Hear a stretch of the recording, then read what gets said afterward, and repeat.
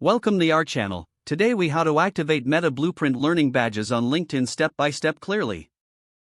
To activate your Meta Blueprint Learning Badges on LinkedIn, start by logging into your LinkedIn account. Once you're logged in, navigate to your profile by clicking on your profile picture at the top of the homepage.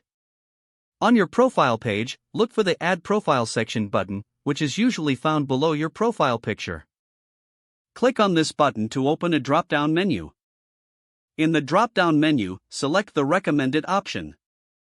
Under Recommended, click on Add Skills. This will open a new window where you can add skills to your profile. Now, search for the skills related to your Meta Blueprint Learning Badges. You can type Meta Blueprint in the search bar to find relevant skills quickly. Once you find the appropriate skills, click on them to add them to your profile. After adding the skills, go back to the Add Profile section button. This time, select the Accomplishments option from the drop-down menu. Under Accomplishments, choose the Certifications option. In the Certifications section, click on the Add Certification button. Now, you will need to enter the details of your Meta Blueprint Learning Badge. Fill in the certification name, which is the title of your Meta Blueprint badge. In the Issuing Organization field, type Meta.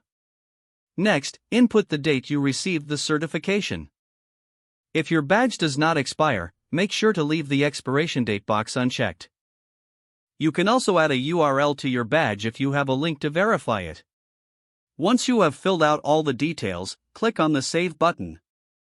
Your Meta Blueprint Learning Badge should now appear on your LinkedIn profile. To ensure everything looks correct, view your profile to see the changes reflected. Congratulations, you have successfully activated your Meta Blueprint Learning Badges on LinkedIn. If the page does not load, refresh the browser or try again in a private or incognito window. Make sure you are using the correct email address, then retype it carefully to avoid small typos. If your password is not accepted, use the Reset option and create a new strong password you can remember. Check your spam folder for verification or security emails, then complete any requested confirmation steps. Don't forget to like this video and subscribe to our channel for more step-by-step tech guides.